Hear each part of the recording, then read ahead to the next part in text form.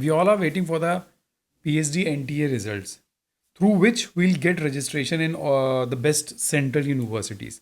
But still, there is a doubt in our mind, like when we'll register in the for the PhD, finally after interview and all process, how much fellowship will we get? क्या हम एक limited amount की fellowship से continue कर सकते हैं? No, that is practically not possible. So, is there any mean through which we'll get a direct, like a very good amount of fellowship or the JRF or SRF? Because we are going through the NTA, but NTA is not giving any fellowship to the students who want to register in different universities. So there is a big question कि हम कैसे fellowship लेंगे. So see, NTA सिर्फ examination conduct करा रहा था, but next strategy हमारी होनी चाहिए how we'll tackle the problem of fellowship. And in this video, I'll open your mind कि कैसे day one से आपको तैयारी करनी है और आपको कैसे fellowship मिलेगी. मैं इसमें SRF के इंटरव्यू और कैसे आपको डायरेक्ट SRF मिल सकती है आफ्टर NTA, ये प्रॉपर एक्सप्लेन करूँगा. सो वो स्टूडेंट्स जो लोग PhD में एंटर करने वाले हैं, वो स्टूडेंट्स जो लोग ऑलरेडी PhD के अंदर हैं, they are just waiting for the call letter from the CSIR, और वो स्टूडेंट जो लोग इंटरव्यू के लिए जाने वाले हैं. ये वीडियो उन सारे स्टूडेंट्स के लिए बहुत ही ज़्यादा इंपॉर्टेंट होने वाला है.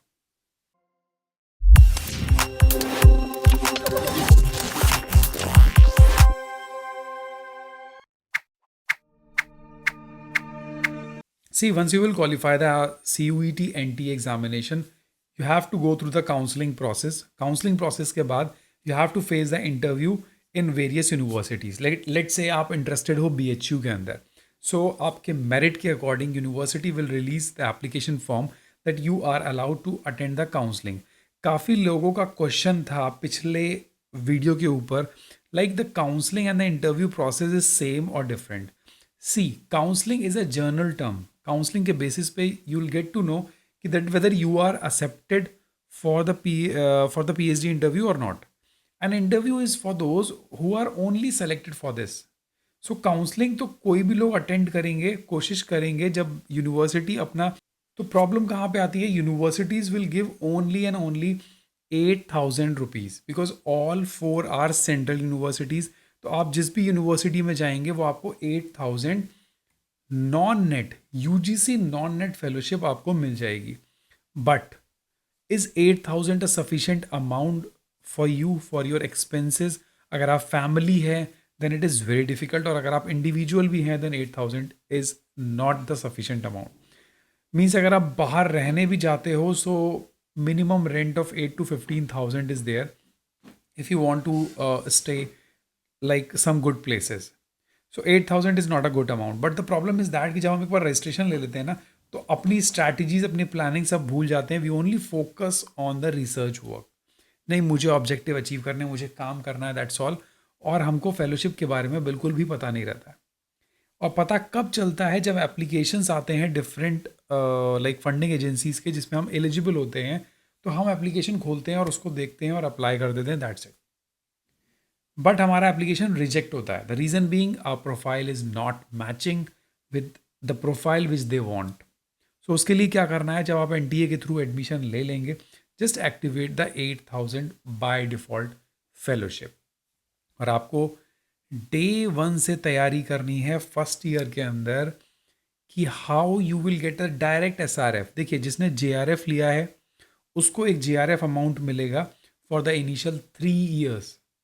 But you will be much better from that JRF because you will get a direct SRF from second year. तो आप सेकेंड ईयर से डायरेक्ट SRF लोगे, यानी 55,000 से ऊपर with HRA and all this thing. So what you have to do, you have to prepare from the first year itself. अब आप बोलोगे क्या प्रिपेयर करना है?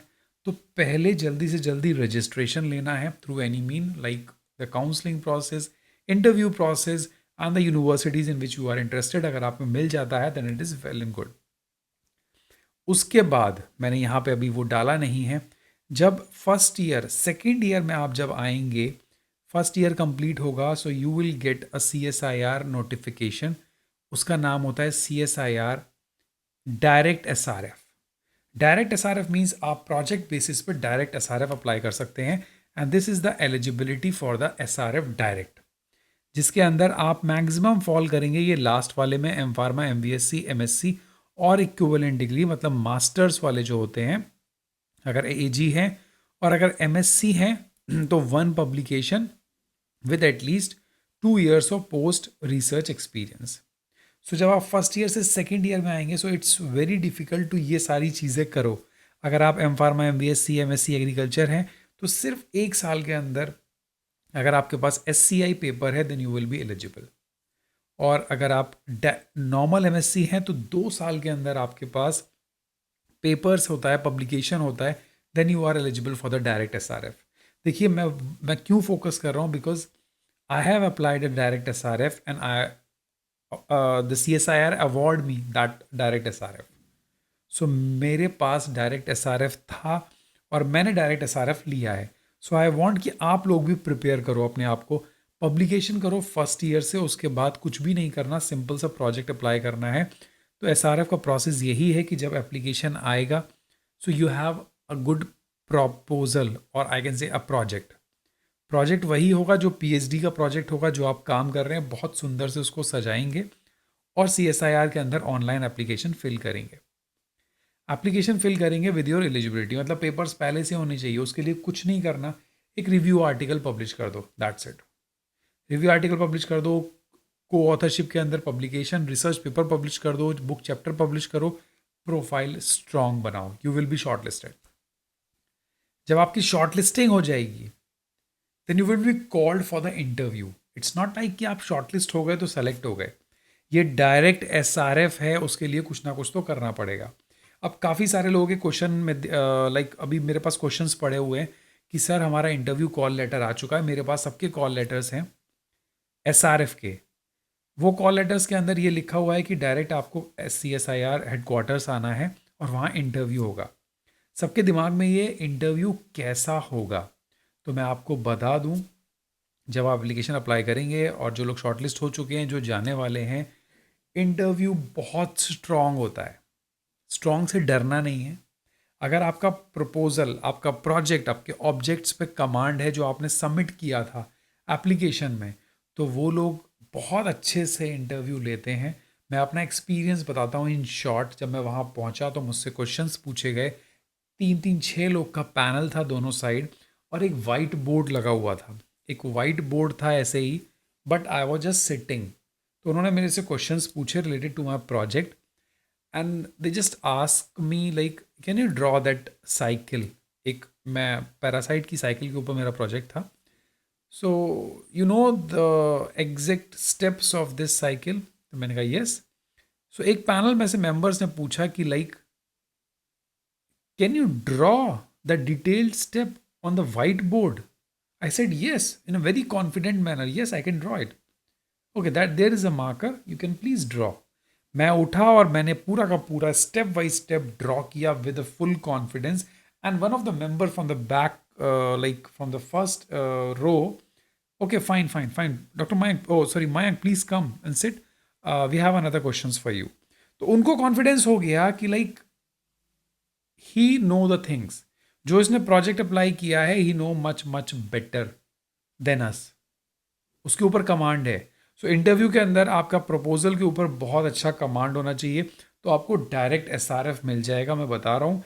But the only thing is that you must have an SCI index paper, क्योंकि SCI index paper नहीं होगा तो आपकी शॉर्ट लिस्टिंग नहीं होगी। और मैं आपको ये भी बता दूं, इस बार CSIR ने सिर्फ और सिर्फ फर्स्ट ईयर और सेकेंड ईयर को सेलेक्ट किया है, ना कि थर्ड ईयर और फोर्थ ईयर को। तो आपके पास सिर्फ 1 से 2 साल हैं अपना प्रोफाइल को रेडी करने में। उसके बीच में अगर ICMR का SRF आता है या DBT का भी कई बार एप्लीकेशंस आते हैं, तो प्रपोजल और प्रोफाइल अगर रेडी होगा, P for profile, P for proposal, अगर ये रेडी है तो आपको डायरेक्ट SRF प्रपोजल मिल जाएगा and you will get a very good amount of fellowship. So it's all depend on you कि जब आप NTA से ले लोगे admission, registration, then what you have to do, what you have to do from day one. Just बैठना नहीं है कि DRC मीटिंग होगी बताएंगे, अभी तो हम लिटरेचर रिव्यू कर रहे हैं। This is one of the, I can say the worst strategy जो मैक्सिमम लोग करते हैं. सो अब तुम लोग सोचो कि जो लोग मेरे मेंबर्स हैं वो यूनिक कर रहे हैं. So why not you? You are one of the listener. अगर आप सुन रहे हो so just forget about the crowd जिसको कुछ नहीं पता, जो अपने सीनियर्स को देख रहा है और जस्ट बैठा हुआ है 6 साल तक, 7 साल तक, without any fellowship. But you will get the fellowship once you will get registered through NTA or through any mean. Profile बनाओ, SRF अप्लाई करो. SRF का इंटरव्यू सिंपल होगा, डायरेक्ट आपसे क्वेश्चंस पूछे जाएंगे आपके प्रपोजल के ऊपर. एंड प्रपोजल तो आप ही का है, तो डेफिनेटली आप उसको टैकल कर लोगे. So all the very best. जो लोग इंटरव्यू देने जा रहे हैं, अगर आप जो लोग नहीं जा रहे हैं वो मिलना चाहते हैं उनसे इंटरैक्ट करना चाहते हो तो मुझे कमेंट करो. अदरवाइज़ उनका फीडबैक और किसी तरीके से मैं उनको ऑनलाइन ज़रूर लेके आऊँगा. मैंने खुद इंटरव्यू दिया है और क्वालिफाई किया है, तो मुझे अपने ऊपर पूरा कॉन्फिडेंस है कि मैं कैसे आपको रेडी कर सकता हूँ for the direct SRF. Thank you so much for watching. Have a nice day. Bye bye. Take care. Thank you so much for your love and supports and all the comments which you will regularly do in all the videos. Bye bye. Take care.